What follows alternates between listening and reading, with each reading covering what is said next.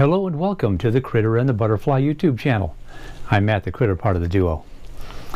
Well, during our 2022 spring tour, we got to see a lot of this country, and there were a few places that really stuck out. The first one was the Dallas Arboretum. The second one was the Rock and Roll Hall of Fame. And the third one we're going to cover in this video is the Pro Football Hall of Fame in Canton, Ohio, the birthplace of professional football.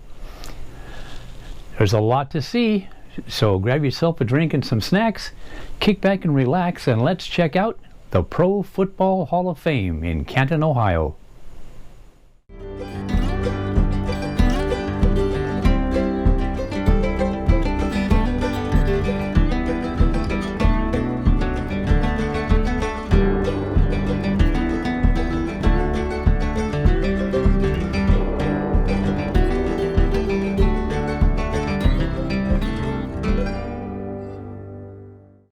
A short trip up I-77 from our campground in East Sparta lies the city of Canton, Ohio. Canton is the home of the Pro Football Hall of Fame. The city of Canton successfully lobbied the NFL to have the Hall of Fame built in Canton and had cited three reasons. First, the NFL was founded in Canton at a club owners meeting in Ralph May's Hupmobile dealership on September 17, 1920. At that time, the NFL was known as the American Professional Football Association. Second, the now defunct Canton Bulldogs were a successful pro football team and the renamed NFL's first repeat champions in 1922 and 1923. Third, the Canton community held a fundraising effort that garnered nearly $400,000 US to help get the Hall of Fame built. That's equivalent to $3,059,931 US in 2022. Groundbreaking for the building was held on August 11, 1962, and the Hall of Fame was opened to the public on September 7, 1963. The original building contained just 2 rooms and 19,000 square feet or 1,800 square meters of interior space. As the AFL and the NFL grew and finally merged in 1970, in April of that year, ground was broken for the first of many expansions. The first expansion was completed on May 10, 1971, and brought the facility up to 34,000 square feet, or 3,200 square meters, by adding another room.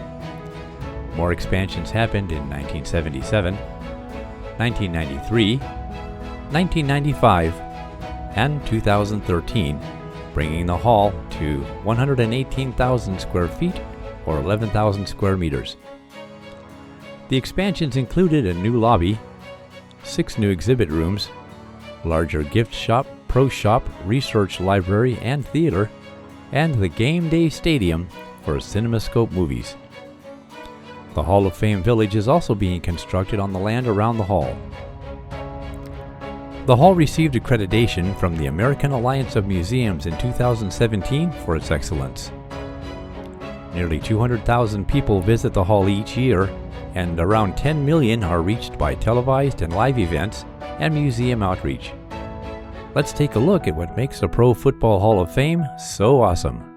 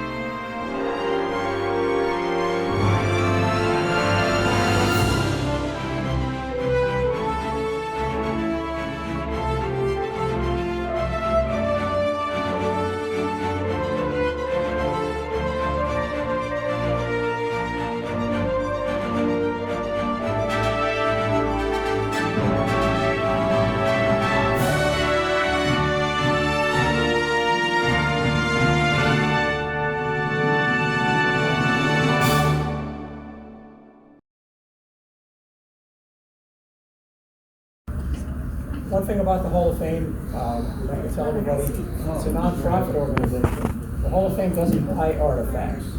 So everything you're going to see at the Hall today is either been donated to us or we have it on loan. And we've got a couple here in the front row if you want to sit up here. Or I guess there's a couple back there too. All right, let's get started. We've got a lot of things to pass around for a look at. Like school, maybe want to sit in the front row. Church. Okay, we're going to pass around official NFL football. They're made by Wilson. They're made right here in Ohio, in a little town called Ada. They make about 3,000 footballs a day over there. This ball is from Super Bowl 20, 85 pairs. Gotta get a picture of that. It happens to be the first year Wilson put a Super logo on a ball, identifying it as a Super Bowl ball. So I'm going to pass around the ball. I'm also going to pass around some gloves. We're welcome to try the gloves on and see how the ball sticks in the gloves. Now, gloves took the place of stick-up, for those of you who don't remember stick-up. It was outlawed in 1981. Yep. Here's a picture of a famous stick-up user for the Raiders. His name was Lester Hayes. Yeah, Whitakoff was the other one. Yep. But check out Lester's hand, and you'll see what sticker was all about. Blue. Yep. Anybody want to guess what this may have come off of? It's all related.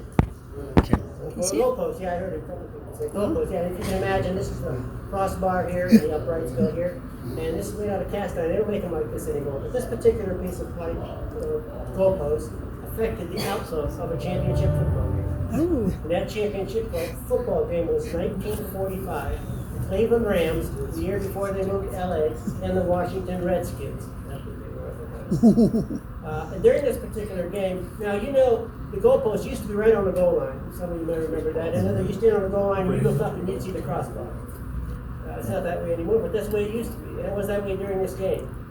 And during the game, it was the quarterback of the Washington Redskins was Sammy Ball.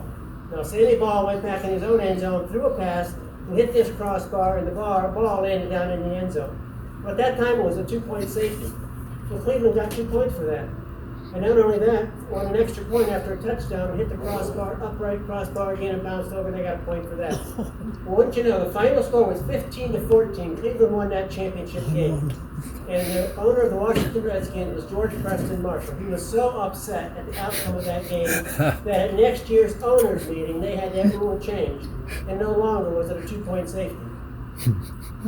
But us Browns, by the way, that was the only year that rule was in effect.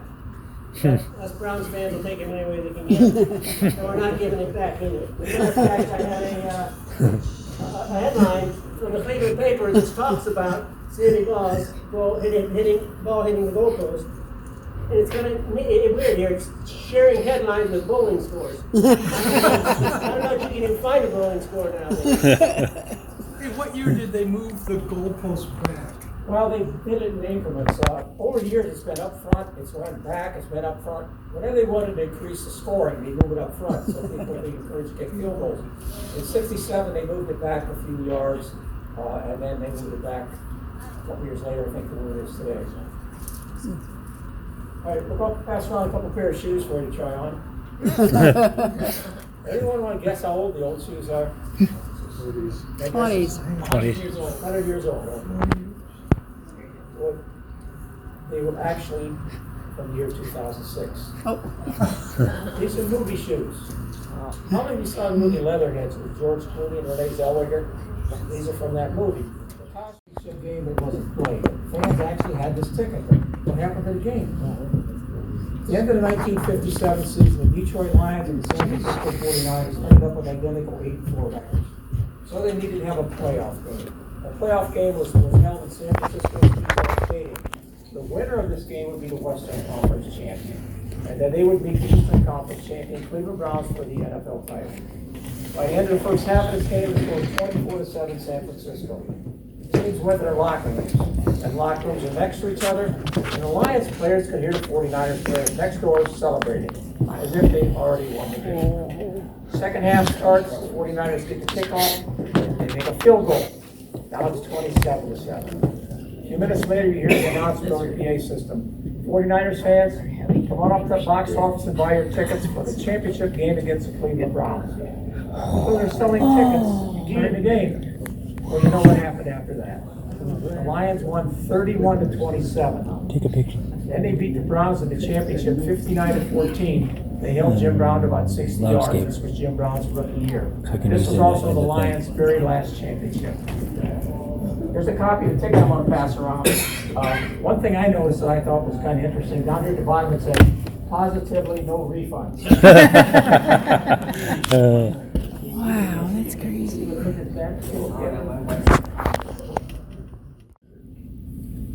John Randall, I forgot his name for a second. John Randall for the Vikings. He played there for like 1990 to 2000, and he played with Seattle for a year. He led the NFL. He set an NFL record for defensive tackle sacking the quarterback. He had like 135 and a half sacks. And one of the things about a defensive tackle is important to keep the offensive guys off of him. So it's important to have strong forearms and wrists and so forth. So this is what he used to work out with. He had one of these in each one of his hands. We're going to pass it around. Make sure you don't stick your finger in the spring and get caught in there. Just use one. But if anybody can squeeze it all the way to the end, raise your hand. I want to see it. Helmet of a player who played for the New Orleans Saints. His name was Jimmy Abramowitz. Grew up in Steubenville, Ohio. It was about an hour south of here, and he went to Xavier College in Cincinnati. And just to let you know how he was thought of in the 1967 draft. He was the 421st pick in the 17th round. Now that's when they had marathon drafts, and that was the last round of the draft, by the way. And matter of fact, New Orleans really didn't care whether Daniel Abramowitz showed up or not. They just had to pick somebody, so they picked him. There was somebody they had on the board there. But he went anyhow. And then after the first exhibition game, they were going to cut him. But he said, I haven't even given a shot. Give me a shot. Let me stay. So he stayed, and he played for a couple more games, and he did well in preseason. So he made the team. And then he went on to set an NFL record. He went 95 consecutive games with a catch. And he held that for several years until Harold Carmichael broke it. 105 games. As a matter of fact, Danny Abramowitz had over 39 touchdowns, 5,000 yards catching. But unfortunately for Danny, there's one thing that he's remembered for. Tim's going to walk around and give you a little closer view of it. There's a big crack in that helmet. And the way he got that crack in that helmet is in 1971. In a game, he was running out of bounds. He had the ball with his head down, and he ran into a sideline television camera. Remember, those were the bigger box cameras at the time, and that's what happened there. And that's where that crack came from. Matter of fact, I'm going to send a picture around. You'll be able to see him running into the camera, grabbing his head like that, and he did suffer a concussion. But I'm not sure concussion protocols were the same then as they are now. So there you have it. The St. Louis Rams end a 49-year drought at Super Bowl 34 and take home the Lombardi Trophy, besting the Tennessee Titans 23-16. Good night from the Georgia Dome.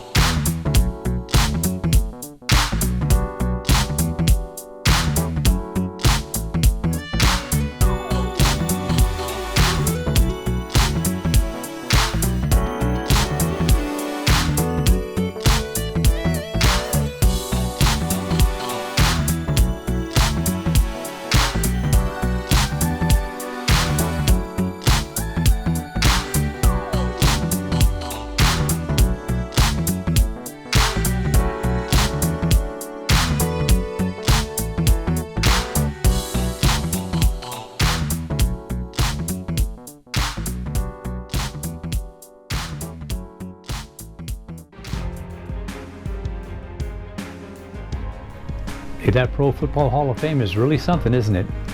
And we barely scratched the surface. You could spend a day, maybe 2 days going through that place with all the things there are to see and do there.